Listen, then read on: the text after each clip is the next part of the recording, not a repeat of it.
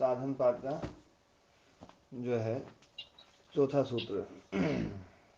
क्लेश जो है अविद्या क्षेत्रम उत्तरेशम प्रसुप्त तनु विच्छिन्नोदाहरणाम, है ना। और इसमें मैंने एक बात बताई थी कि ये जो अविद्या है ये सभी क्लेशों की प्रसव भूमि है। प्रसव भूमि मतलब इस अविद्या में ही सारे क्लेश उत्पन्न होते हैं। सारे क्लेशों को यदि मारना है तो अविद्या को मार दो तो सारे क्लेश मर जाएंगे। सत्कार्यवाद जो है, योग दर्शन का, सांख्य योग का जो सत्कार्यवाद है ये बड़ा महत्वपूर्ण है। बेटा आराम, अच्छी चीज आई, बहुत बढ़िया बात। तो सत्कार्यवाद में जो है किसी भी सत्पदार्थ का अभाव नहीं होता है। तो सत्पदार्थ का अभाव नहीं होता है तो कोई भी वस्तु है तो वो नष्ट नहीं हो सकती है। लेकिन जो धर्म है ना, धर्म कोई वस्तु नहीं है ऐसा मान करके यहाँ पर ये जो है ना विवेचना करते हैं कि धर्म जो है वो अनागत, वर्तमान और अतीत, तो तीन प्रकार के धर्म हैं। और इसमें जो है ना इसी को धर्म लक्षण अवस्था परिणाम के रूप में यहाँ पर परिणाम के रूप में माना गया है। तो ये जो संस्कार आदि हैं ये सब जो है यदि इनको धर्म के रूप में स्वीकार करते हैं तो इनके द्वारा चित्त परिणाम को प्राप्त होता है। और चित्त भी अपने आप में एक धर्म मान लिया जाए तो जो त्रिगुण हैं, तीनों गुण हैं, वो पदार्थ के रूप में स्वीकार कर लिए जाएंगे। और ये जो तीनों धर्म, जो चित्त आदि जो धर्म है वो धर्म जो है वो फिर नष्ट हो जाएंगे और वो एक अव्यक्त अवस्था बच जाएगी मुक्ति में। तो ये सत्कार्यवाद भी ये स्थापित कर लेते हैं और अपनी बात भी कह लेते हैं। वेदांत में जो प्रोसेस है वो दूसरी है, वहाँ विवर्तवाद है। यहाँ सत्कार्यवाद है, वहाँ विवर्तवाद है। विवर्तवाद में वो सब कुछ एक में डाल देते हैं। कहने के कुछ तरीके अलग अलग हैं, बाकी दर्शन जो है ना वो एक ही दिशा में जाता है। ये अपन ने कल अच्छे से समझ लिया था। अब ये जो है ना आज चार क्लेश जो है, अविद्या के अलावा जो चार क्लेश हैं और उनकी क्या क्या अवस्थाएं हैं, तो उन अवस्थाओं के बारे में चर्चा कर रहे हैं। चार अवस्थाएं हैं। तो अविद्या सबसे पहले बताई हुई है। चारों क्लेशों की अविद्या जो है ना वो क्षेत्रम है।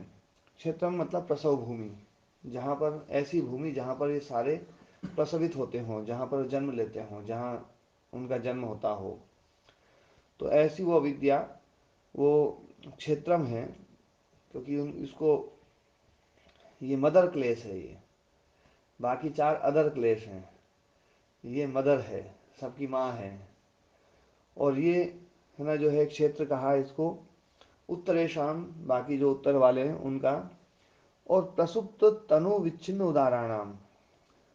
अब ये जो प्रसुप्त तनु विच्छिन्न उदार, ध्यान देने वाली बात है। प्रसुप्त वो है जो बिल्कुल सोया हुआ है, दिखाई नहीं दे रहा है अभी,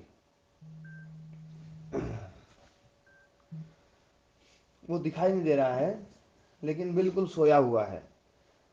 और आलम्बन आएगा तब जागेगा, जागेगा तब वो व्यक्त होगा, तब उसका अनुमान प्रमाण से, प्रत्यक्ष प्रमाण से हम उसको है ना जान सकते हैं। लेकिन जब तक वो सोया हुआ है तब तक उसको कुछ नहीं जान सकते। तो ये प्रसुप्त जो है ये भी एक, क्योंकि वर्तमान में ये धर्म चल नहीं रहा है तो ये भविष्य वृत्ति वाले हैं। ध्यान देने वाली बात है, दूध में दही है लेकिन अभी दूध रूप है, तो दही जो है वो भविष्य धर्म है, दूध वर्तमान धर्म है। जैसे घड़ा बन गया, मिट्टी से घड़ा बन गया तो घट धर्म वर्तमान धर्म है, और जो सकोरा बनेगा वो भविष्य धर्म है, और जो पिंड था वो अतीत धर्म हो गया। मिट्टी वो की वही रहेगी, मिट्टी का नाश नहीं होगा, यही सत्कार्यवाद है। तो ये जो प्रसुप्त अवस्था है, क्योंकि अभी उदार है ना जो ना वृत्ति चल नहीं रही है, क्लेश अभी चल नहीं रहा है, क्लेश चल नहीं रहा है तो वर्तमान अवस्था जो है वो नहीं है। तो ये प्रसुप्त जो है ये भविष्य वृत्ति है। तनु जो है मुकेश जी, तनु के बारे में कल भी चर्चा करी थी कि जिसको सूक्ष्म कर जी। दिया गया। तनु को आप क्या मानते हैं, वर्तमान अवस्था या भविष्यत अवस्था?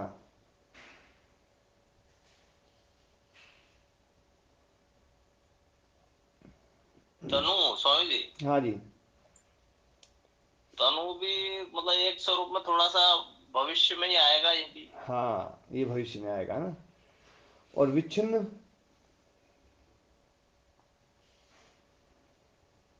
विच्छिन्न तोड़ के आ रहा थोड़ा सा, मतलब उदार। हाँ, देखो जो उदार है ना, ये उदार वर्तमान वृत्ति है। जी जी, ये स्वामी जी। उदार जो है ना, ये वर्तमान वृत्ति है। बाकी ये जो तीनों है ना, ये भविष्य वृत्ति वाले हैं।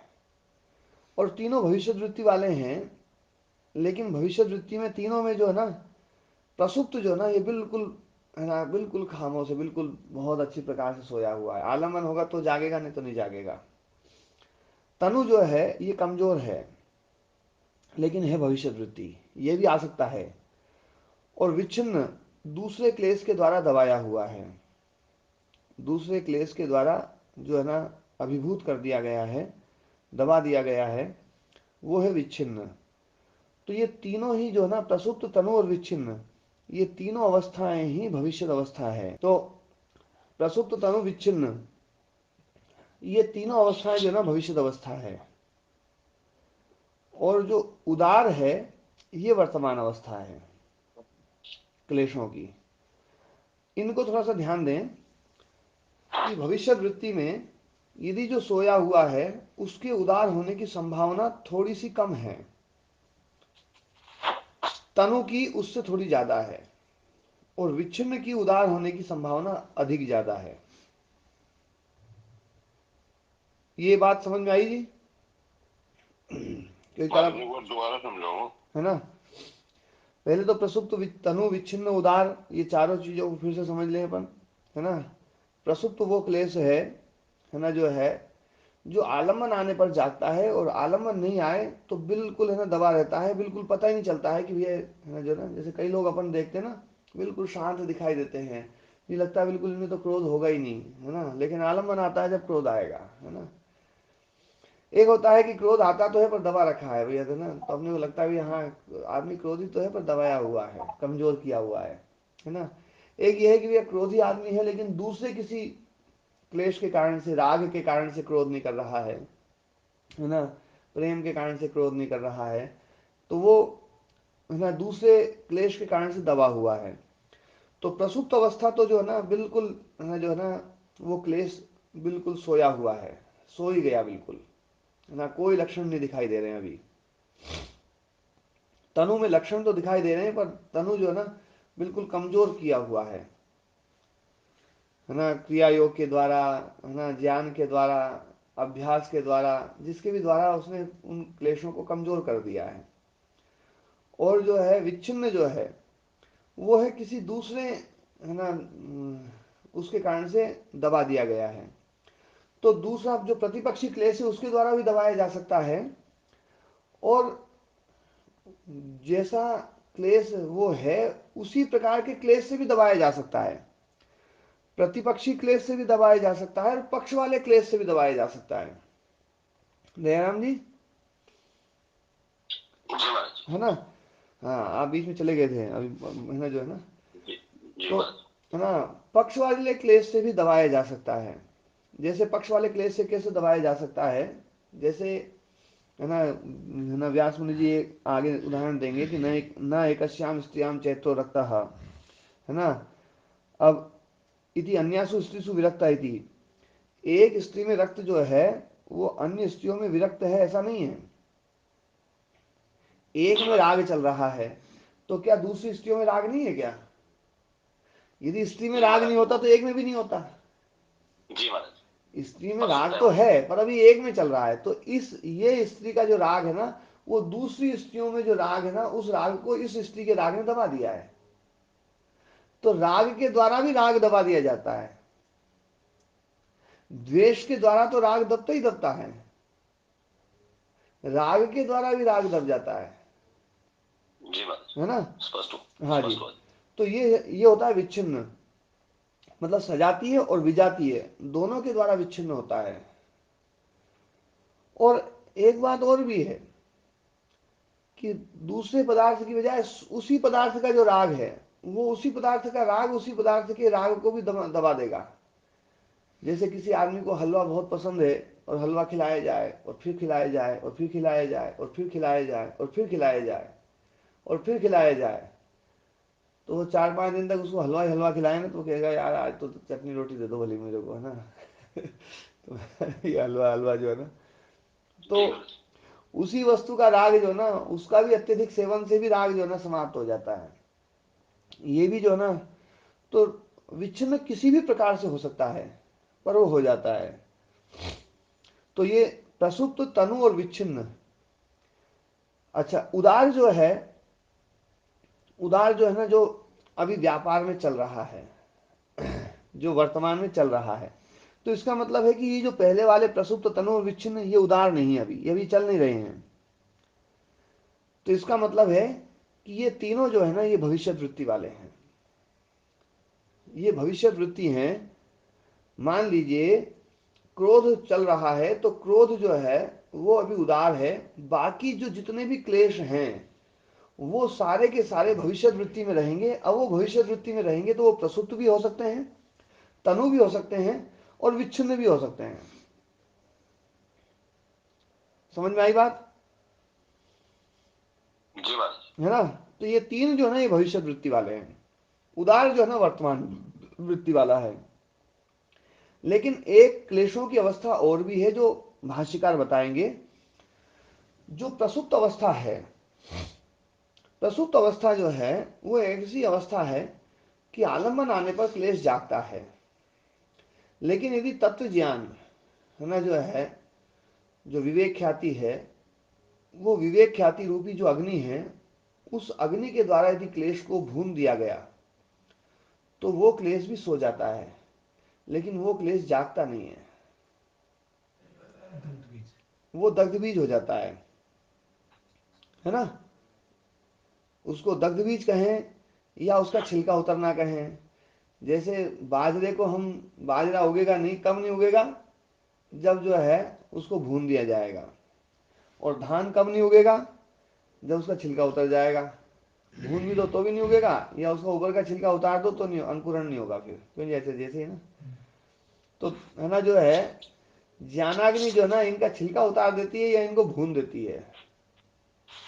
ये ज्ञानाग्नि इनको गर्म कर देती है। किसी का माइक खुला हुआ है जी। तो जो है वो भी क्लेश की एक अवस्था है। उस अवस्था को हम जो है ना दग्ध बीज अवस्था कहेंगे। वो पांचवी अवस्था है, पर वो दिखती ऐसी है जैसे प्रसुप्त जैसी है। प्रसुप्त अवस्था और दग्ध बीज अवस्था, ये दोनों एक जैसी दिखाई देती है, लेकिन आलंबन आने पर दोनों में फर्क पता चलेगा। आलंबन आने पर दग्ध बीज अवस्था जो है ना, वो जैसे भुने हुए बीज, जो मतलब गर्म कर दिया गया बीज, आजकल जैसे एक तो है ना उसका कलर चेंज हो जाता है, कई बार कलर चेंज नहीं होता है, ऐसे भी आजकल जो है ना ऐसी टेक्निक आ गई है रोस्टेड करने की, है ना। हाँ, कि भून, मतलब बीज भुन जाएगा और बीज में बिल्कुल कलर चेंज नहीं होगा, है ना। और वो दोनों बीज एक जैसे लगेंगे, भुना हुआ भी और बिना भुना हुआ भी, दोनों एक जैसे लगेंगे। लेकिन हम दोनों में फर्क क्या करें, कैसे पता चलेगा कि भुन गया है कौन सा नहीं भुना है। बोले दोनों को आलम बन दो, दोनों को बढ़िया वाले जो ना, अच्छी जुती हुई मिट्टी में जो है, बढ़िया जो है तराई नमी हो रखी है। अच्छा, आप लोगों की क्लास, हाँ क्लास है ना। तो मतलब बढ़िया अनुकूल वातावरण दो, जो उग जाए वो समझ लो प्रसुप्त था, और जो नहीं उगे वो समझ लो दग्ध बीज था। ये पता चलता है। तो प्रसुप्त क्लेश और दग्ध बीज क्लेश जो है, उनमें जो है अंतर बस इतना ही है कि आलम्बन आने पर दग्ध बीज में प्ररोहण नहीं होता है ना। वो उगते नहीं है, या उनमें जो है ना किसी प्रकार का जो है ना, वो किसी भी प्रकार की वृत्ति और किसी भी प्रकार के कर्म को पैदा नहीं कर सकते हैं। बाकी जो प्रसुप्त हैं वो कर्म को पैदा कर देंगे, वो संस्कारों को पैदा कर देंगे, वो वृत्ति को पैदा कर देंगे, क्योंकि क्लेश ही मूल है। क्लेश सब है ना जो ना, सारा सबका मतलब जो है ना। और कल एक बात और बताई थी मैंने कि क्लेश खराब क्यों है।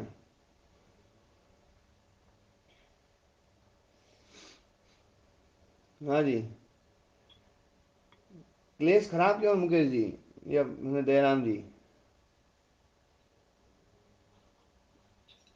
स्वामी जी वो जो अर्थ किया था वो तो नहीं है स्वामी जी, ये जो परिणाम हाँ, कि वो परिणाम को पैदा करते हैं, हाँ जी स्वामी जी। है ना, गुणाधिकार को दृढ़ करते हैं। संसरण का मुख्य कारण ये क्लेश है। इस संसार का मुख्य कारण क्लेश है। संसार मतलब पुनः पुनः जन्म होना, पुनः पुनः पुनः पुनः ना। जन्म। हाँ, तो ये जो संसरण है ना, जब तक क्लेश है तब तक संसरण है। क्लेश समाप्त, संसरण समाप्त, संसार समाप्त, अपनी मुक्ति, है ना। तो ये जो है, ये संसार का हेतु है, संसरण का हेतु है, परिणाम का हेतु है, गुणाधिकार को दृढ़ कर देते हैं, है ना। और आपस में मिल करके ये हैं बड़े विरोधी। जैसे राग द्वेष का विरोधी है, द्वेष राग का विरोधी है ना। सब आपस में विरोधी से लगते हैं, है ना। काम क्रोध का विरोधी है, क्रोध काम का विरोधी है, सब आपस में विरोधी लगते हैं, लेकिन सब एक दूसरे का सहयोग करके एक दूसरे को बढ़ाते रहते हैं, है ना। तो परस्पर जो है ना, वो अनुग्रह करते हुए और एक दूसरे को बढ़ाते हुए जो है, कर्म विपाक को, जाति आयु भोग को पैदा करते रहते हैं, है ना। तो ये जो है, इसलिए ये, है ना, खतरनाक है, इसलिए ये छोड़ने योग्य हैं, इसलिए ये हेय हैं, हेय पक्ष में आते हैं, क्योंकि ये संसार के हेतु हैं और संसार दुख है। संसार मतलब दुख, ध्यान रखना ये बात बिल्कुल, है ना। योग दर्शन में जो है ना, सुखदायी नहीं है संसार, बिल्कुल दुखदायी है, दुख से बिल्कुल भरा हुआ है। ऊपर ऊपर की परत सुखदायी दिख रही है, बस भीतर बिल्कुल एकदम गहरा दुख है इसमें। जब तक ये दर्शन स्वीकार नहीं करेंगे तब तक योग दर्शन की आत्मा ही समझ में नहीं आएगी। तो जो है, और इन सब का मूल अविद्या है। दुख का मूल जो है, संसार का मूल अविद्या है, दुख का मूल अविद्या है। तो अविद्या जो है ना, ये क्षेत्र बताई, और बाकी जो क्लेश हैं, है ना, जो है इसी अविद्या में पैदा होते हैं। और इन क्लेशों का स्वरूप बता दिया, प्रसुप्त तनु विच्छिन्न और उदार। अब बता रहे, देखो व्यास मुनि जी पढ़ा, व्याख्या कर रहे हैं। अत्र अविद्या क्षेत्रम, अविद्या जो है क्षेत्र है, प्रसव भूमि ही, प्रसव भूमि, क्षेत्रम का अर्थ कर दिया प्रसव भूमि ही, है ना। उत्तरेशम, बाकी जो आगे वाले, है ना, अस्मितादि नाम, अस्मितादि जो उत्तर जो आएंगे, उन क्लेशों की ये प्रसव भूमि है। चतुर्विध विकल्पिता नाम, चार प्रकार के भेद जिनके हैं, ये सारे जो क्लेश हैं इनके चार भेद हैं। प्रसुप्त तनु विच्छिन्न उदार, है ना। और जो अतीत हो गया है, अतीत से फिर वर्तमान नहीं हो सकता, क्योंकि अतीत को वर्तमान का क्रम नहीं है। अनागत जो है वो वर्तमान होता है, और वर्तमान अतीत हो जाता है, पर अतीत जो है वो फिर वर्तमान नहीं होता है। ये बात बिल्कुल स्पष्ट रूप से पहले भी समझाई थी, क्यों जी दयाराम जी, जी गुरु जी। है ना। तो ये जो चार अवस्थाएं हैं, उन चार अवस्थाओं में या तो ये वर्तमान है या ये भविष्य है ना, अनागत है। अनागत कहो भविष्य कहो, एक ही बात है। तो वर्तमान और अनागत, तो अनागत में जो है तीन बता दिए, प्रसुप्त तनु विच्छिन्न, और उदार जो है वो बताया, है ना, जो है वर्तमान वृत्ति। अब ये बता रहे हैं, तत्व का प्रसुप्ति ही। बोले प्रसुप्ति क्या है, क्योंकि प्रसुप्ति में क्लेश दिखाई नहीं देगा, क्लेश दिखाई नहीं देगा बिल्कुल, जो है ना, जैसे, है ना, विदेह और प्रकृति लय अवस्था है। विधेय अवस्था और प्रकृति लय अवस्था वाले जो योगी हैं, वो बिल्कुल एकदम, है ना, उस अवस्था में रहते हैं, संप्रज्ञात जैसी अवस्था में। और उनके भीतर भी क्लेश जो है ना वो प्रसुप्त हैं, तो क्लेश पर क्लेश दिखाई नहीं देते हैं। तो जब क्लेश दिखाई नहीं देते हैं, तो उसको तुम अवस्था क्यों बना रहे हो, उसको प्रसुप्त क्यों बना रहे हो। इसलिए सबसे पहला प्रश्न प्रसुप्ति के ऊपर किया, कि ये प्रसुप्ति क्या है। तत्र का प्रसुप्ति, क्योंकि प्रसुप्त दिखाई नहीं देता है। तो अब व्यास मुनि जी इसको स्पष्ट कर रहे हैं, और प्रसुप्ति और दग्ध बीज अवस्था, इन दोनों अवस्थाओं का भेद भी स्पष्ट करेंगे। तो बोले चेतसी शक्ति मात्र प्रतिष्ठान बीज भावोपगम तस्य प्रबोध आलंबने सम्मुखी भाव। चित्त के भीतर चेतसी शक्ति मात्र प्रतिष्ठानाम, शक्ति मात्र जो प्रतिष्ठित हैं, जैसे शक्ति के रूप में प्रतिष्ठित हैं, है वो, उनके भीतर शक्ति भी है। जैसे कल मैंने उदाहरण दिया था कि हमारे भीतर जो है ना 20 किलो वजन उठाने की शक्ति है, लेकिन अभी उठा नहीं रखा है। शक्ति तो है, 50 किलो वजन उठाने की शक्ति भी है, और भी ज़्यादा शक्ति भी जो है ना, तो है ना वो शक्ति है, लेकिन उठा नहीं रखा है।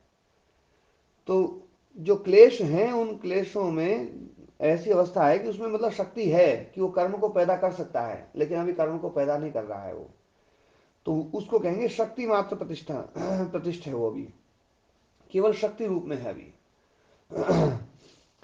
शक्ति मात्र प्रतिष्ठा नाम बीज भावोपगम, बीज भाव को जिसने प्राप्त कर लिया है, अभी बीज भाव में है, अभी अंकुरण नहीं हुआ है, संसरण नहीं हुआ है, अभी उसमें जो है ना जन्म नहीं हुआ है, किसी चीज को पैदा नहीं कर रहा है, वो केवल बीज भाव को प्राप्त हुआ है। उसका प्रबोध, उसका प्रबोध होता है, उसका जागना, वो जागता भी है कैसे, आलंबने सम्मुखी भाव, आलंबन आने पर वो सम्मुखी भूत हो जाता है। आलंबन आएगा तब उसका प्रबोध होगा, ऐसे प्रबोध नहीं होगा, ऐसे तो शक्ति रूप में ही रहेगा। प्रसंख्यानवतो दग्ध क्लेश बीज से सम्मुखी भूते भी आलंबने नासो पुनरस्ति, लेकिन प्रसंख्यानवतः, प्रसंख्यानवान जो योगी है, जो विवेक ख्याति निष्ठ जो योगी है, विवेक ख्याति उपलब्ध जो योगी है, जो तत्व ज्ञान को उपलब्ध कर चुका है, ऐसा जो योगी है जिसने अपने ना क्लेशों के बीज को दग्ध कर दिया है, उसको भून दिया है ना, जला दिया है, ऐसे योगी दग्ध क्लेश बीजस्य योगिनः, प्रसंख्यानवतः योगिनः, ये दोनों विशेषण योगी के हैं, योगी शब्द यहाँ पढ़ा नहीं है। तो प्रसंख्यानवतः दग्ध क्लेश बीजस्य सम्मुखी भूते भी आलम्बने, आलम्बन सम्मुखी भूत होंगे तो भी न असौ पुनः अस्ति, उनका जो है अस्तित्व नहीं आएगा, वो उनमें भाव नहीं पैदा होगा। अस्थि मतलब यहाँ पर जो है ना ध्यान देना कि मतलब उनमें अस्तित्व नहीं आएगी, मतलब उसमें है ना प्रकट नहीं होंगे वो, मतलब उनमें उद्भाव नहीं होगा, है ना उद्भव नहीं होगा, प्रभव नहीं होगा, वो दग्ध बीज ही रहेंगे। दग्ध बीज से कुतः प्ररोह, बोले दग्ध बीज का प्ररोहण कहाँ देखा जाता है ना, बोले ये असंभव है, दग्ध बीज का प्ररोहण असंभव है, ऐसे ही दग्ध क्लेश बीज जो है उसका प्ररोहण भी असंभव है, संभव नहीं है।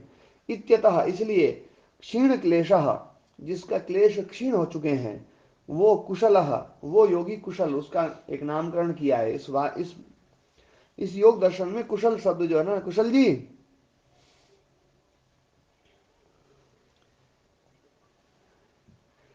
तो कुशल जो है वो है ना नाम रखा गया है कि ये जो है वो योगी जिसने अपने क्लेशों को क्षीण कर दिया है, ऐसा क्षीण क्लेश कुशल चरम देह, चरम देह, चरम बोलते हैं अंतिम, जैसे चरम अवस्था, अंतिम अवस्था, तो अंतिम देह जिसकी है वो है चरम देह, उसके बाद में फिर कोई देह नहीं होगी, ये पूर्ववर्ती देह नहीं होगी, अंतिम देह है, इसके बाद में कोई देह पैदा नहीं हो सकती है, तो वो चरम देह इत्युच्यते, उसको चरम देह कहा गया है।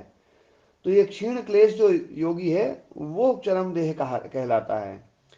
जो ना अपने प्रकृति लय या विदेह अवस्था वाले जो योगी हैं वो चरम देह नहीं कहलाते हैं मुकेश जी,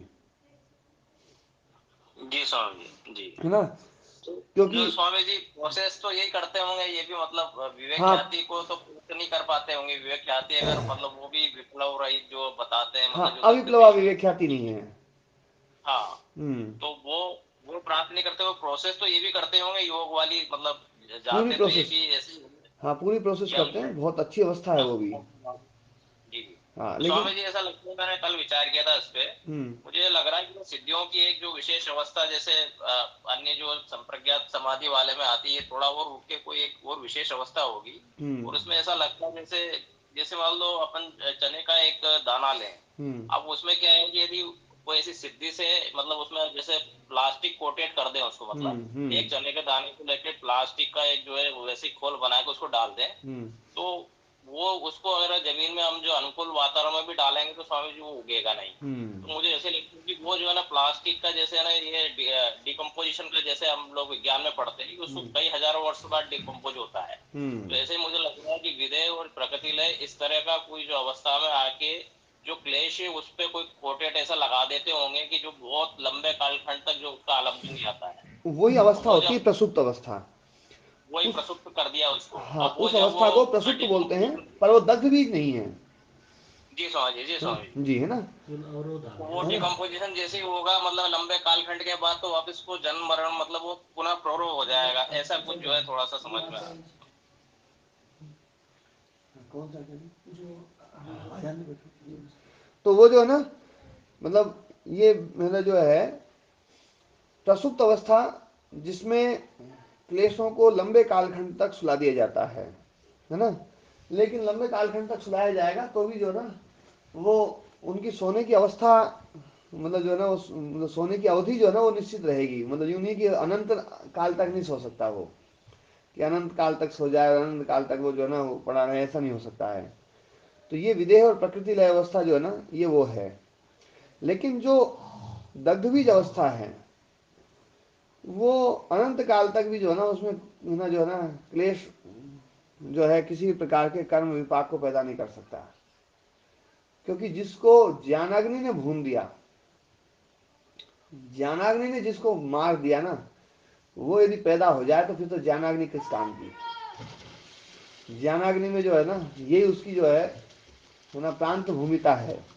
जो प्रांत भूमिता कही गई ना, प्रांत भूमि जो प्रज्ञा है, वो प्रज्ञा उपलब्ध जब हो जाती है तो व्यक्ति चरम देह हो जाता है। वो प्रज्ञा उत्पन्न नहीं हो पाती है उनकी। जी स्वामी जी। जी। तो स्वामी जी ये जैसे मतलब इनको ऐसा ऐसा वाला दर्शन नहीं मतलब पढ़ पाते हैं क्या, वो जो मतलब चरम देह में नहीं पहुंच के वैसे ही जो है प्रसुप्त में डाल लेते हैं ऐसा। हाँ वो। जैसे अब आपने आपने हमें पढ़ाया स्वामी जी, बस 1 मिनट बोल रहा हूँ। हम्म। तो हमें तो ना तो स्वामी जी शुद्ध निवासा बनना है, ना वो संध्या संजी में जाना, और ना विदेह प्रकृति लय में जाना। आप तो जो है पूरा ही जो चरम देह वाली स्थिति, मतलब इतना ज्ञान तो आपने सुनाने में कर दिया हमको। हम्म। तो हमारी कभी स्थिति लगे हम तो जाना नहीं चाहेंगे स्वामी जी, हम्म। क्योंकि कौन दुश्मन उठे। तो हम्म। इन लोगों को क्यों ऐसा ज्ञान नहीं मिलता है क्या, कैसे चले जाते हैं इतना मतलब ऊंची अवस्था पाने के बाद भी। जी क्या है, स्वामी। कोई व्यक्ति जो ना कोई एक दर्शनीय चीज देखने जाता है, उसके बारे में उसको बहुत अच्छा सुनाया जाता है कि भैया वो दर्शनीय चीज बहुत अच्छी है, बहुत बढ़िया है ना? तो उसका एक माइंड सेट हो जाता है, मुझे तो वही देखना है। बीच में कोई कहे बोले भैया लाल किला बहुत जोर का है, उसको देख लो, अरे क्या किला है लेकिन जैसे वो किला आता है वो देखता है, यार ये तो बहुत जोर का है। तो जब वो आता है ना, जब ये चीजें आती हैं तब आकर्षक लगती हैं। अभी तो भले ही अपने को लग रहा है कि भाई अपन इसमें नहीं जाएंगे, अपन जाना नहीं चाहते हैं, लेकिन जब वो अवस्थाएं आती है ना, उन सिद्धियों से बचना बड़ा कठिन होता है।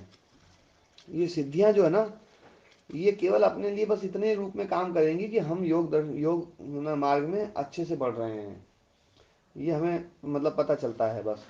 बाकी सिद्धियां जो है वो बाधक ही होती हैं ना, साधक नहीं होती हैं। इसलिए सिद्धियों को छोड़ना चाहिए, लेकिन सिद्धियों को छोड़ना इतना सरल नहीं होता है, बड़ा कठिन होता है। हम्म।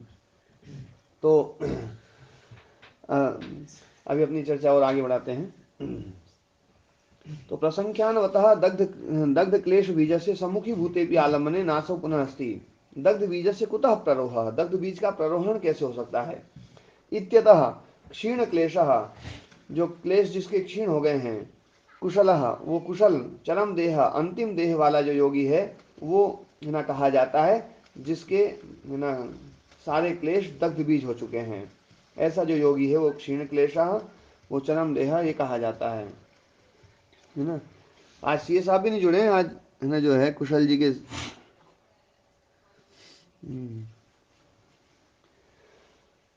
आगे तत्रैव सा दग्ध बीज भाव पंचमी क्लेशावस्था, वो जो दग्ध बीज भाव वाली जो पांचवी अवस्था है, ये क्लेशों की पांचवी अवस्था है ना?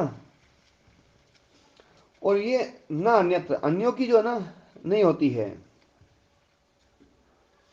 क्योंकि अन्यों में वो जो सक्रिय हो जाते हैं। प्रसुप्ति में भी जो है ना ये अवस्था नहीं आएगी। प्रसुप्त में जो है क्योंकि यहाँ पर जो ये बताना चाह रहे हैं कि दग्ध बीज अवस्था जो है ये इन चारों से अलग कैसे है, क्योंकि इनमें जो है ना आलम्बन आने पर जागरण है, इसमें जागरण नहीं है। तो ये अन्यत्र जो है जागरण है जो ना है, यहाँ पर जागरण नहीं है, इस बात को दिखाने के लिए कह रहे हैं।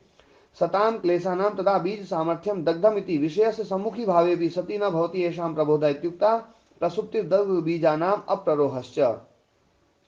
जो क्लेश विद्यमान हैं, अब ये एक बात यहाँ पर जो इन्होंने बात कही कि तुम्हारा सत्कार्यवाद है और तुम क्लेश को खत्म भी कर रहे हो, जबकि जो चीज है वो समाप्त नहीं होती है, तो क्लेश समाप्त कैसे होंगे। तो इन्होंने एक है ना मध्यस्थ मार्ग निकाला कि सताम क्लेशा नाम, क्लेश विद्यमान है, क्लेश खत्म नहीं हुए हैं, लेकिन दग्ध बीज हो चुके हैं, अब वो कुछ कर नहीं सकते, वो उनमें जो है ना ये सामर्थ्य नहीं कि वो प्ररोहण कर दें। तो क्लेशों के विद्यमान होने पर भी तदा बीज सामर्थ्यम दग्धम, उनका जो बीज सामर्थ्य है वो दग्ध हो चुका है। इति विषय से सम्मुखी भावे भी, विषय के सम्मुखी भाव होने पर भी, सम्मुख होने पर भी सती न भवती येषां प्रबोधा, इनका प्रबोध नहीं होता है, इनका जागरण नहीं होता है। इति उक्ता प्रसुप्ति ही दग्ध बीजानाम अप्ररोहश्च। तो इस अवस्था में प्रसुप्ति भी है और अप्ररोह भी है। प्रसुप्ति में केवल प्रसुप्ति है और दग्ध बीज अवस्था में दोनों है, प्रसुप्ति भी है और अप्ररोह भी है, प्ररोहण नहीं हो सकता है। यहाँ पर जो है वो क्लेश जो है ना वो जागृत नहीं हो सकते हैं, प्रसुप्ति में तो जागरण हो सकता है। अब इसी को अपन तत्वशादी में देखें। तत्वशादी में जो है एक बार खोलो जरा उस फाइल को। हाँ, इसमें हिंदी बिल्कुल भी नहीं है, देखो है ना, और इसलिए समझ में आएगी ये।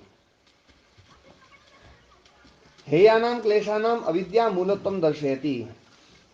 हे जो क्लेश हैं उनके अविद्या के मूलत्व को दिखा रहे हैं कि अविद्या इनकी मूल है सारे क्लेशों की। अविद्या क्षेत्रम उत्तरेशम प्रसुप्त तनु विच्छिन्नो दाराणाम तत्र का प्रसुप्ति इति। अब वहां प्रसुप्ति क्या है ये प्रश्न पूछा। सोचिताम अर्थ क्रियाम अकुर्वता क्लेशानाम तद भावे न प्रमाणम अस्ति। अब देखो एक बात, बड़ी गजब की बात बोली। देखो तत्वशास्त्रिकार जो है ना उसकी भाषा शैली बड़ी अद्भुत है कि सोचिताम अर्थ क्रियाम, क्लेश के लिए जो उचित क्रिया है वो प्रसुप्त अवस्था में क्लेश नहीं करता है। क्लेश प्रसुप्त अवस्था में अपने योग्य उचित क्रिया, जैसे क्रोध के लिए जो क्रिया है, क्या है क्रिया, क्रोध में आदमी चिल्लाएगा, गरम होगा, है ना, जो वो दुखी होगा, दूसरे को दुखी करेगा, तो वो जो है प्रसुप्त अवस्था में वो क्लेश वो तो करता नहीं है। तो जब प्रसुप्त अवस्था में क्लेश वो करता ही नहीं है तो उसको अवस्था क्यों बना रहे हैं, उसमें उसके होने में क्या प्रमाण है, प्रमाण ही नहीं, क्योंकि वो अपने अपने योग्य उचित क्रिया को कर ही नहीं रहा है। तो सोचताम अर्थ क्रियाम, अपने उचित जो अर्थ क्रिया है, अर्थ क्रिया मतलब पदार्थ क्रिया, जो पदार्थ है चित्त है, वो चित्त अपनी क्रिया को कर ही नहीं रहा है। अर्थ मतलब जो है पदार्थ, चित्त मानो, क्लेश मानो, तो क्लेश अपनी क्रिया को कर ही नहीं रहा है। अकुर्वता, बिना करते हुए, क्लेशानाम, क्लेशों के तद भावे, उसके होने में, न प्रमाणम, क्लेशों के होने में वो प्रमाण नहीं है। उसमें क्या प्रमाण माना जाएगा कि वो है ना, न प्रमाणम अस्ति इति इत्यभि अभिप्राय पृच्छतः। ऐसा जिसका अभिप्राय है वो पूछ रहा है कि का प्रसुप्ति ही, ये प्रसुप्ति क्या है, क्योंकि उसके होने में तो प्रमाण माने नहीं जाएगा। तो उत्तरम आह चेतसी इति, जो चित्त में शक्ति रूप में प्रतिष्ठित जो वाक्य जो दिया है व्यास मुनि जी ने, वो ऐसे व्यक्ति, जो पूछने वाला व्यक्ति है, उसके लिए पूछा गया है। मां नाम अर्थ क्रियाम कार्षु, है ना, अर्थ क्रियाम कार्षु मां, नाम जो है ना ये अव्यय है, नाम जो है अव्यय, ये भले ही अर्थ में हो भले ही ना हो, है ना, मां नाम अर्थ क्रियाम कार्षु, भले ही वो क्रिया को ना कर रहा हो, क्लेश भले ही क्रिया को ना करे, लेकिन क्लेश होता तो है। क्लेशा विदेह प्रकृति लया नाम, विदेह और प्रकृति लय, देखो यहाँ पर मुकेश जी और अपने दयाराम जी, विदेह और प्रकृति लय बिल्कुल साफ साफ कर दिया, देखो ना, विदेह और प्रकृति लय का क्लेश तो है, भले वो क्रिया नहीं कर रहे हैं, विदेह और प्रकृति लयों के क्लेश हैं, भले ही वो क्रिया नहीं कर रहे हैं। बीज भावम प्राप्ता तू ते, वो बीज भाव में प्राप्त है। ते तु शक्ति मात्र संति, शक्ति मात्र में स्थित हैं, है ना। क्षीरे इव दधी, जैसे दूध में दही मौजूद है। दूध में दही मौजूद है, कहीं बाहर से नहीं आती है। यदि दूध में दही का धर्म नहीं होता तो दूध कभी भी दही नहीं बन सकता था। लेकिन है ना जो है, दूध में वर्तमान में दही धर्म है, पर वो भविष्य धर्म है।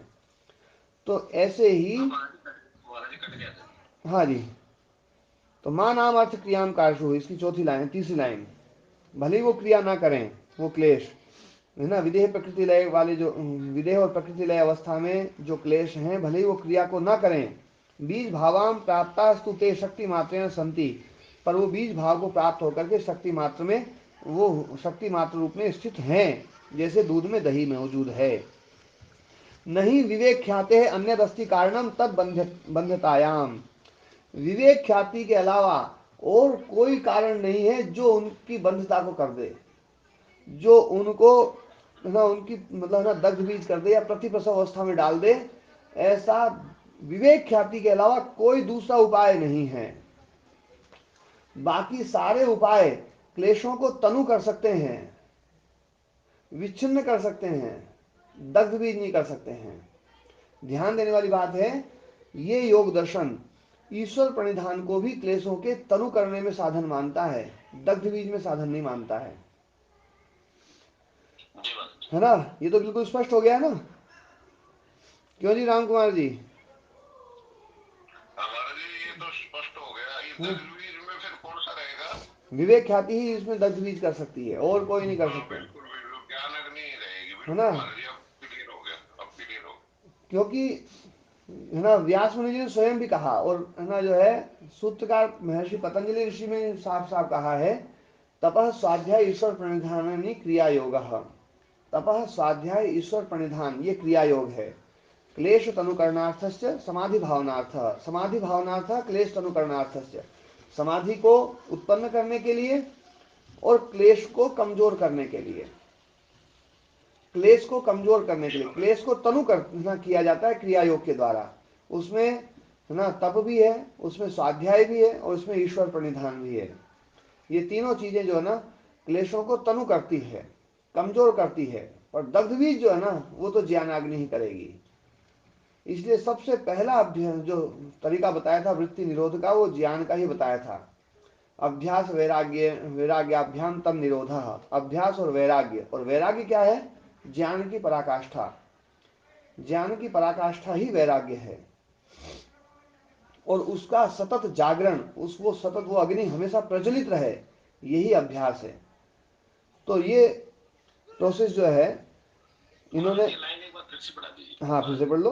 कहाँ से पढ़ाऊं?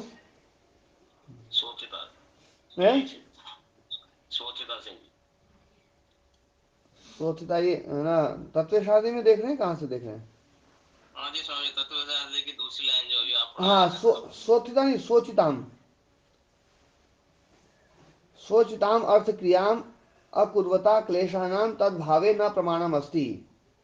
अर्थ मतलब पदार्थ, मतलब वस्तु, सत्ता जिसकी है, ऐसा जो क्लेश है, उस वो क्लेश बिना क्रिया करते हुए अपनी सोचित, अपने योग्य जो उचित क्रिया है, राग की अपनी कुछ क्रियाएं हैं, द्वेष की अपनी कुछ क्रियाएं हैं, है ना, अभिनिवेश की अपनी कुछ क्रियाएं हैं, अस्मिता की अपनी कुछ क्रियाएं हैं, तो वो अपने योग्य जो उचित क्रिया है, उस क्रिया को ना करते हुए भी नहीं कर रहे हैं, तो तद भावे, उसके भाव, उसके होने में फिर प्रमाण क्या रहेगा कि वो हैं, क्योंकि अपने योग्य उचित क्रिया तो कर ही नहीं रहे हैं। कोई भी पदार्थ होता तब है जब वो अपने योग्य उचित क्रिया करता है। घड़ा तब दिखाई दे, घड़ा है हम कब मानते हैं? जब घड़ा दिखाई देता है, क्योंकि वो उसके लिए सोचित क्रिया है कि वो जब कोई भी वस्तु होती तो सबसे पहले दिखती है, सबसे पहली क्रिया तो वो होती है, फिर कुछ काम करता है। वो दिखाई दे और फिर भी वो काम ना करे तो भी आदमी सोचता है तो माया जाल है। तो जो है ना, वो अपने योग्य उचित क्रिया करे। तो क्लेश अपने उचित क्रिया कर ही नहीं रहे हैं, तो उसके होने में क्या प्रमाण है? ऐसा कोई सोचे, ऐसा किसी का अभिप्राय है, ऐसा अभिप्राय वाला व्यक्ति पूछ रहा है, उसके लिए उत्तर दे रहे हैं चेतसी इति, जो ना, जो व्यास मुनि जी ने जो कहा है कि चेतसी शक्ति मात्र प्रतिष्ठानाम बीज भावो गमः तस्य प्रबोध आलम्बने सम्मुखी भाव। ये जो वाक्य कहा है ये इस प्रकार की मानसिकता वाले व्यक्ति के लिए कहा है। अब इस वाक्य को समझा रहे हैं। मां नाम अर्थ क्रियाम काशु क्लेशाः, क्लेश भले ही क्रिया ना करें, है ना, भले क्रिया ना करें, क्लेश है ना, जैसे विदेह और प्रकृति लयों के जो क्लेश हैं वो क्रिया नहीं करते हैं लेकिन उनमें होते हैं। बीज भावम प्राप्ता तूते, लेकिन वे बीज भाव में प्राप्त हैं। शक्ति मात्र न संति, शक्ति मात्र रूप में स्थित हैं। जैसे दूध में दही मौजूद है, दूध में दही शक्ति रूप में स्थित है।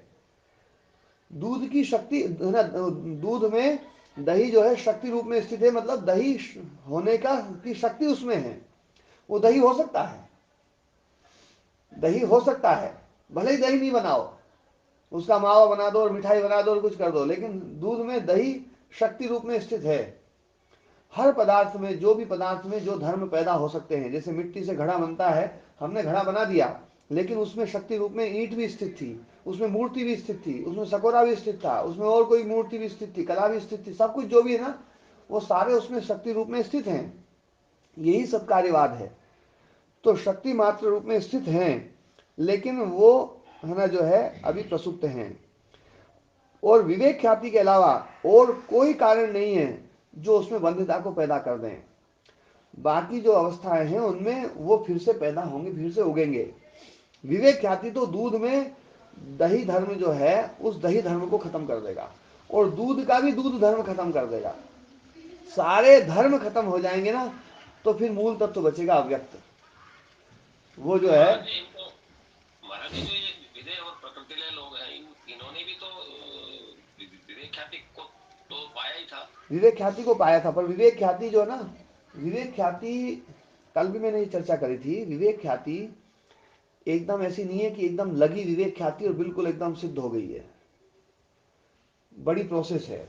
विवेक ख्याति आती है, फिर है ना जो है व्युत्थान अवस्था के संस्कार उसको फिर अब दबा देते हैं, फिर विवेक ख्याति जाती है, फिर आती है, प्रयास करते हैं, फिर आती है, फिर वो इसको दबाती है, और ऐसे लड़ाई झगड़ा चलता रहता है।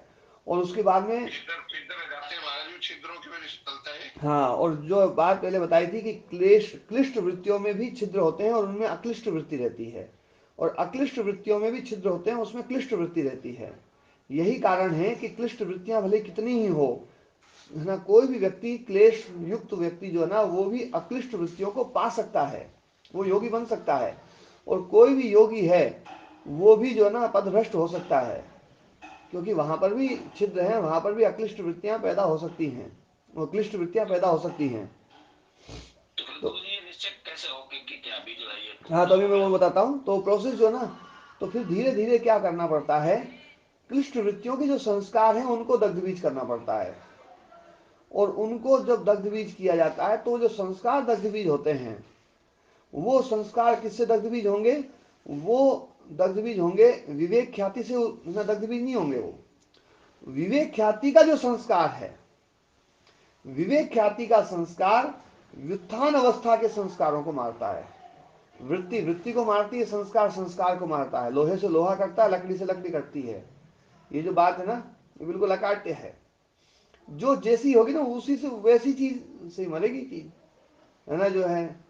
विजातीय चीज से कैसे मरेगी, विजातीय को सजातीय बनना पड़ेगा या तो, है ना। तो इसलिए जो है, महाराज जी फिर इसका तो जो कहीं पर अंत नहीं आएगा, फिर ये निश्चय कैसे होगा कि अब ऐसा हो गया है। हाँ वो भी अंत में बता रहा हूँ ना। अब संस्कार के द्वारा, व्युत्थान अवस्था के जो संस्कार हैं वो संस्कार विवेक ख्याति के संस्कारों के द्वारा रोक दिए जाते हैं, मार दिए जाते हैं। अब जब संस्कार मार दिए गए तो फिर व्युत्थान अवस्था की जो वृत्ति है वो पैदा नहीं होगी, व्युत्थित वृत्ति पैदा ही नहीं होगी। वो वृत्ति पैदा नहीं होगी तो फिर जो है जैसे जैसे वो संस्कार खत्म होते जाएंगे वैसे वैसे विवेक ख्याति जो है ना वो स्थिर होती जाएगी। और जब वो पूरे खत्म हो जाएंगे तब वो विवेक ख्याति अविप्लव होगी। और वो जो विवेक ख्याति है वो ही नाश करती है सबका। कमजोर विवेक ख्याति तो बेचारी पहले स्वयं जमने का प्रयास करती है। जैसे मोटी लकड़ी है, उसमें आग लगा दो तो वो आग जो है ना, थोड़ी तरफ से लगी है एक आग, वो आग बेचारी खुद ही बुझ रही होती है। उसको पहले है ना संभालना पड़ता है, हवा ना लगे और यूं नहीं करे, और वो है ना सब तरफ से रोक राख करके बोले भैया इसको थोड़ा सा करो, है ना, बुझ रही होती है तो फिर थोड़ा सा घी डालो या कुछ करो, है ना, और फिर जब आग अच्छे से पकड़ जाए उसके बाद तो फिर है ना, फिर तो कई बार बुझाना पड़ता, बोले यार ज्यादा पकड़ गई है ना, तो जो है ऐसी अवस्था हो जाती है। तो ये है ना जो है विवेक ख्याति, इसलिए वहां पर कहा ना कि है ना जो है उसका उपाय क्या है, बोले अविप्लवा विवेक ख्याति, है ना, निरविप्लवा विवेक ख्याति जो है वही उपाय है मोक्ष का, जो है ना, कि जिसमें जो है व्यवधान ना पैदा हो। विवेक ख्याति में मतलब जो है उसके भीतर जो छिद्र है, उन छिद्रों में भी जो संस्कार था विवेक ख्याति वो है ना उसका क्लिष्ट वृत्तियों का, वो छिद्रों में जमा जो संस्कार था उस संस्कार को भी नष्ट कर दिया जाए, तब जाकर के बात बनती है। और उस वो अवस्था आने से पहले ही सिद्धियां आनी शुरू हो जाती हैं, विभूतियां आनी शुरू हो जाती हैं, और उन विभूतियों को पा करके योगी जो है ना उन विभूतियों की तरफ बढ़ जाएगा, तो फिर वो जो प्रोसेस है वो प्रोसेस रुक जाती है, तब वो दग्ध बीज अवस्था ना होकर के प्रसुप्त अवस्था तक ही रुक जाता है। और प्रसुप्त अवस्था तक रुकता है, और जितने कालखंड तक जितना उसका जो उसने काम मेहनत करी है उतने कालखंड तक जो है वो प्रसुप्त अवस्था में रह करके और उसका सुख भोग करके और वापस आ जाता है। ये प्रोसेस है। ओम महाराज जी। हाँ ओम जी ओम। महाराज जी आपने तो हमारी जोड़ी में पूरा ही उड़ेल दिया। हमारी जोड़ी कितनी कितनी किसकी फट रही है, वो अब हमारा काम बच गया। जी, नहीं सब समझ में आएंगी, सब चीजें अब सब समझ रहे हैं। ये विषय जो है ना, ये मुकेश जी ने दोबारा उठाने के लिए कहा, इसलिए उठाया गया है ये। और ये जो है ना, और मैं चाह रहा हूँ कि उठेगा तो ना, अब इसको तत्व शादी को भी पढ़ेंगे ना, तो तत्व शादी का भी बिल्कुल जो मैंने भाषा बोली वैसी भाषा बोलेगा, ये अलग नहीं बोल सकता ये। हाँ जी। तो माँ नाम अर्थ है ना, माँ नाम अर्थ क्रियाम काशु क्लेशा विधेय प्रकृति लयानाम बीज भावम प्राप्तासु ते शक्ति मात्रेण संति क्षीर एव दधि नहीं विवेक ख्याते अन्यदस्ति कारणम तद बंध्यतायाम। उसकी बंध्यता में विवेक ख्याति के अलावा कोई दूसरा कारण नहीं है जो उन क्लेशों को है ना को बंध कर सके, मतलब है ना प्रतिप्रसव कर सके, प्रसव रहित कर सके, या दग्ध बीज कर सके। अतः विदेह प्रकृति लया विवेक ख्याति विरहीण, देखो यहाँ पर बिल्कुल स्पष्ट रूप से कह दिया जी, है ना मुकेश जी और दयाराम जी। जी जी अतः समझ देख लिया। विदेह प्रकृति लया, विदेह और प्रकृति लय जो विवेक ख्याति विरहीण, विवेक ख्याति से रहित, है ना, रह त्यागे धातु है ना, विरहित मतलब उससे, हाँ, जैसे वो हरियाणवी भाषा में रहन दे, है ना, रहन दे चलता है ना, वो इसी है ना, ये रह धातु से ही है। रहने दे चलता है महाराज जी, रहने दे तू रहने दे। हाँ, मतलब उसको छोड़ दे।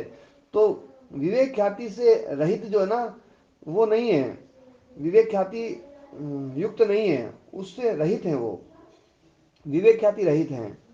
प्रसुप्त क्लेशा, और उनके क्लेश प्रसुप्त हो गए हैं, क्लेशों को तो प्रसुप्त कर दिया है लेकिन दग्ध भी नहीं किया है।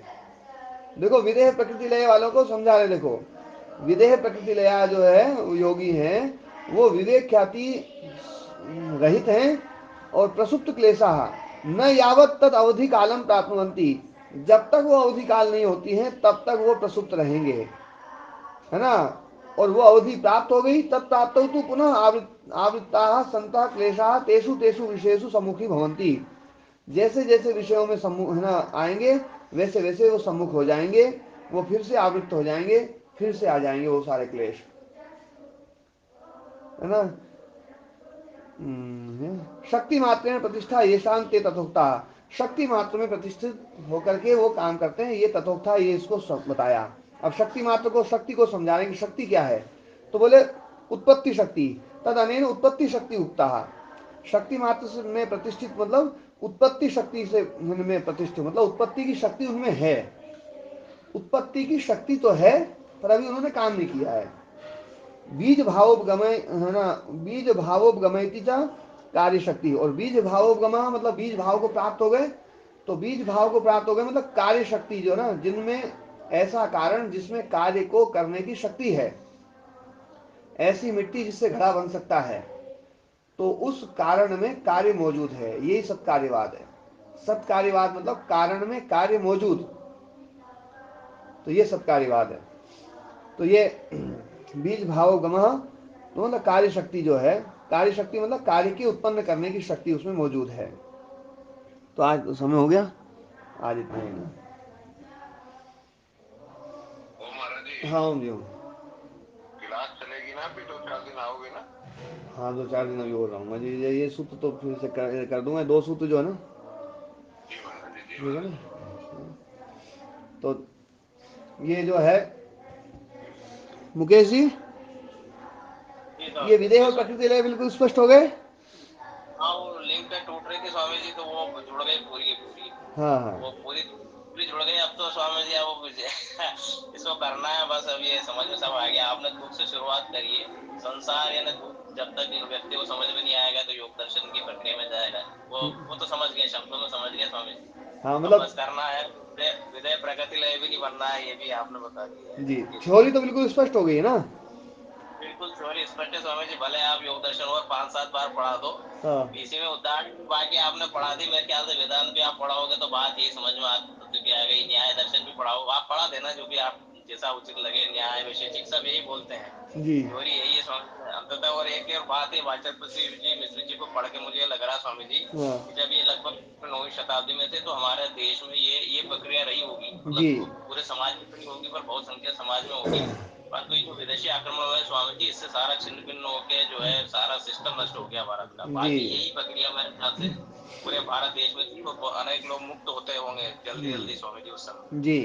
ये स्वामी जी। व्यास भाष्य को देखो, व्यास भाष्य बहुत प्राचीन है, और व्यास भाष्य प्राचीन होने के कारण से उस समय समाज में ये प्रक्रिया बहुत ज्यादा थी, इसलिए वो बहुत सूक्ष्म रूप से बोलते हैं। तत्ववेशाधिकार ने उस सूक्ष्मता को खोला है, लेकिन तत्ववेशाधिकार जो ना वो प्राचीन परंपरा वाले व्यक्ति थे। तो प्राचीन परंपरा वाले व्यक्ति थे, इसलिए वो जब खोलते हैं ना किसी चीज को बताते हैं, तो उसमें हमें जो ना मतलब उस समय जो इस चीज को समझा जाता था वो है ना, वो ज्ञान का अनुभव होता है। अब आजकल तो क्या है, नई नई परिपाटी, जैसा जिसका चश्मा वैसी व्याख्या कर देते हैं लोग। बहुत सारी व्याख्याएं जो ना, अब आप लोग ये योग दर्शन पढ़ लिया ना, अब दूसरे व्याख्याकारों की व्याख्या पढ़ोगे ना, तो ऐसा लगेगा यार ये तो बिल्कुल है ना जो है, ये कितना है ना जो है ना उपहास कर रहे हैं, या है ना जो है ये तो बिल्कुल गलत व्याख्या कर रहे हैं, ऐसा बिल्कुल महसूस होगा और समझ में आएगा भैया हाँ गलती यहाँ हो रही है। गुरु जी तत्व शांतिकार का जो काल जो है कब कब अलग है? हाँ ये 9वीं शताब्दी के लगभग का है, और बहुत विद्वान आदमी थे, बहुत विद्वान। भामती टीका भी इन्हीं की जी है जी महाराज। है ना। स्वामी जी ये पुस्तक में देख लो हाँ स्वामी जी, हाँ जी। स्वामी जी तत्व शांति की हिंदी व्याख्या भी हमें मिल जाएगी क्या? हाँ मिल सकती हैं, पर वो सब हिंदी व्याख्याओं में बड़ी अशुद्धियां हैं। वहाँ तो गड़बड़ मिलेगी महाराज जी, ये तो आप वाली है, इसी में मिलेगी। वो ठीक कह रहे हो, मैं गड़बड़ सोच रहा कर हूँ देगा इसको वो। तत्वशादी की हिंदी व्याख्या जो है ना, कभी करने का अवसर मिलेगा तो करेंगे। स्वामी जी आप एक बार कह रहे थे तत्व शांति के माध्यम से हम लोग पढ़ाई के तत्वशादी माध्यम को जो है ना एक बार करेंगे कभी। ठीक है, आज इतना ही है ना। गड़बड़ कौन सी काल में हुई हैं? ये गड़बड़ कौन सी काल में, कहाँ से शुरू हुई है गड़बड़? ये विदेशी शुरुआत जो ना, आक्रमण और ये हाँ बौद्धों का जब से शुरू हुआ ना आविर्भाव बहुत ज्यादा, और उसके बाद में फिर जो है ना शंकराचार्य जी ने बौद्धों को खत्म तो कर दिया पूरा, और सनातन परंपरा को स्थापित कर दिया। उसके बाद में क्या है, वेदांत वाले आचार्य तो कई सारे आए, लेकिन सांख्य योग वाले आचार्य जो है ना वो ज्यादा नहीं आ पाए उसके बाद में। यदि सांख्य योग वाले आ जाते ना, तो सांख्य योग वाले मतलब जो ना, जो आजकल जो वेदांती है इनको सही कर देते हैं, क्योंकि सांख्य योग के बिना वेदांत अधूरा है। और आप लोगों को समझ में आया होगा, सांख्य योग बिल्कुल शुद्ध रूप से वेदांत की तरफ जा रहा है, वेदांत को की तरफ ले जा रहा है। वेदांत से प्रक्रिया बिल्कुल भिन्न नहीं है, लेकिन फिर भी वेदांती जो ना अपना प्रमुख मल्ल जो ना सांख्य को मानता है। जी महाराज जी, यही मैं निवेदन करना चाह रहा था। हाँ शंकराचार्य जी ने तो इनकी बार बार निंदा की है। हाँ सांख्य की और योग की उन्होंने बार बार, कब मैं जो कल ही पढ़ रहा था कुछ, तो यहाँ तक कि पे कह रहे हैं शंकराचार्य जी कि ये जो सांख्य वाले जो है ये कभी भी जो है उसको नहीं पा सकते, आत्मा को नहीं पा सकते, हाँ, आत्मा क्योंकि को जो नहीं पा सकते। वो जो है ना, बात क्या है, उस समय वो जो प्रक्रियाएं चल पड़ी थी ना, वो बड़ी गड़बड़ शुरू हो गई थी, इसलिए उनको कहना पड़ता था। जैसे आजकल अपन जी महाराज वेदांतियों की निंदा करते हैं। उनको रास्ता नहीं पता ना, साथ में जी हाँ बाबा जी, शंकर जी। जी जी, वेदांत। ठीक है ना। चलो ठीक हाँ है, जी, मैं आज पाठ को ही विराम देते हैं।